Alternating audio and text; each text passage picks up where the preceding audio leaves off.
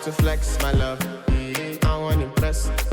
And I want to carry my love away to a place she loves. I'm a man. I want impress. And I want to carry my love away to a place she loves.